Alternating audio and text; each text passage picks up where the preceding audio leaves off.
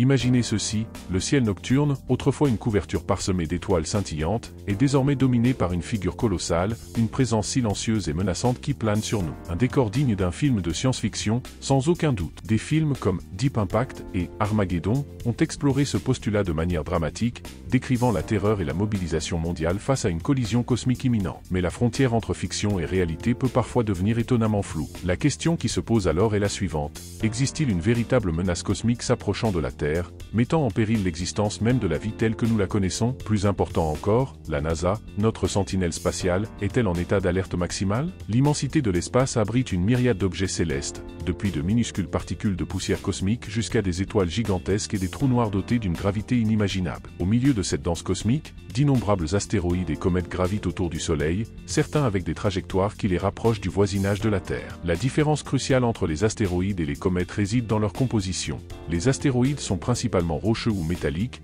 tandis que les comètes sont composées de glace, de poussière et de roches. Lorsqu'une comète s'approche du Soleil, la chaleur solaire vaporise une partie de sa glace, créant la fameuse queue qui les caractérise. L'idée d'une collision d'un astéroïde avec la Terre n'est pas une simple spéculation apocalyptique. Il s'agit d'un événement qui s'est produit d'innombrables fois au cours de l'histoire de notre planète, façonnant sa géologie et influençant considérablement l'évolution de la vie. Le cratère de Vredefort en Afrique du Sud, d'environ 300 km de diamètre, est une cicatrice colossale laissée par l'impact d'un astéroïde il y a plus de 2 milliards d'années. L'impact qui a anéanti les dinosaures il y a environ 66 millions d'années dans ce qui est aujourd'hui la péninsule du Yucatan au Mexique est un rappel indélébile du pouvoir destructeur de ces corps célestes. On estime que cet impact a libéré une énergie équivalente à des milliards de bombes atomiques, provoquant un changement climatique mondial et conduisant à l'extinction massive d'environ 75% des espèces vivantes à l'époque. Face à cette réalité, la NASA, en collaboration avec d'autres agences spatiales du monde entier, telles que l'Agence spatiale européenne, ESA, et l'Agence spatiale japonaise,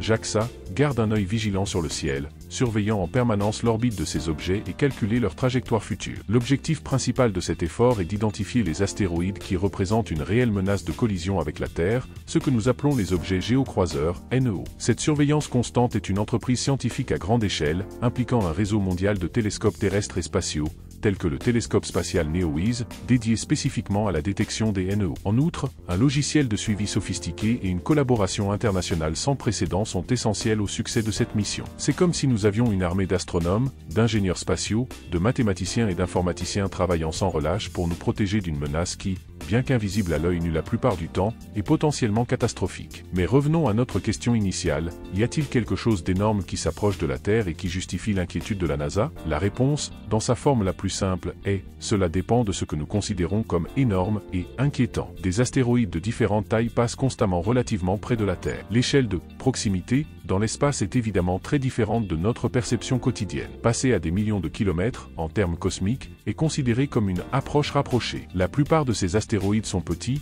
quelques mètres de diamètre seulement, et s'ils pénétraient dans notre atmosphère, ils se désintégreraient probablement complètement en raison du frottement avec l'air, créant un magnifique spectacle de pluie de météores, comme les Perséides, qui se produisent chaque année en août. Imaginez un grain de sable essayant de traverser un mur de béton, la résistance est si grande qu'elle s'effondre avant de pouvoir causer des dégâts significatifs. Le même principe s'applique à ces petits astéroïdes par rapport à notre atmosphère. Il existe cependant des astéroïdes plus gros, de plusieurs centaines de mètres voire de kilomètres de diamètre, qui représentent un réel risque en cas de collision avec notre planète. Un astéroïde d'1 kilomètre de diamètre, par exemple, pourrait provoquer des ravages régionaux, avec des impacts significatifs sur le climat mondial. Heureusement, la NASA et d'autres observatoires ont catalogué et surveillé la grande majorité de ces objets de grande taille, et les prévisions actuelles indiquent qu'aucun d'entre eux ne représente une menace imminente de collision avec la Terre dans les siècles à venir. C'est comme si nous disposions d'un vaste catalogue de menaces potentielles, avec leurs caractéristiques, telles que la taille, la composition et l'orbite, et des trajectoires cartographiées,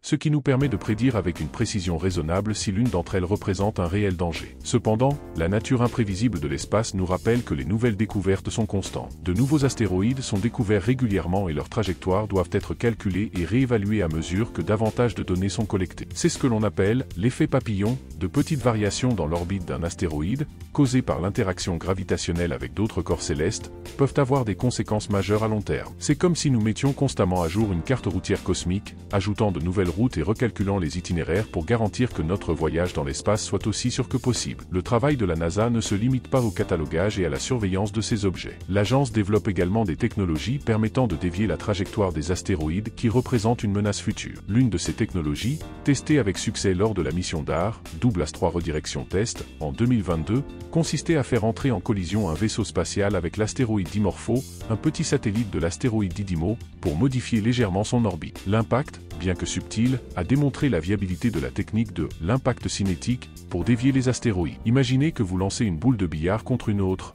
L'impact du premier modifie la trajectoire du second. La mission DAR a démontré que cette technique était viable, ouvrant la voie à de futures missions de défense planétaire. D'autres techniques à l'étude incluent l'utilisation de tracteurs gravitationnels, qui utiliseraient la propre gravité d'un vaisseau spatial pour tirer lentement un astéroïde hors de sa trajectoire de collision avec la Terre, et l'utilisation d'explosions nucléaires contrôlées, une option plus radicale qui serait envisagée uniquement dans cas extrêmes. C'est comme si nous développions un système de défense antimissile cosmique, capable de nous protéger des menaces venant de l'espace. Il est important de souligner que l'inquiétude de la NASA n'est pas synonyme de panique. L'agence fonctionne sur la base de données scientifiques et d'analyses rigoureuses, cherchant à comprendre les risques et à développer des stratégies pour les atténuer. La divulgation publique de ces informations est essentielle pour maintenir la transparence et promouvoir la sensibilisation à l'importance de la défense planétaire. C'est comme si la NASA nous disait « Nous gardons un œil sur le ciel et travaillons pour assurer la sécurité de notre planète, et nous voulons que vous le sachiez. » L'humour, dans ce contexte, naît de la nature même de la situation. Imaginez la complexité du calcul de la trajectoire d'un objet voyageant à des milliers de kilomètres par heure, à des millions de kilomètres de distance,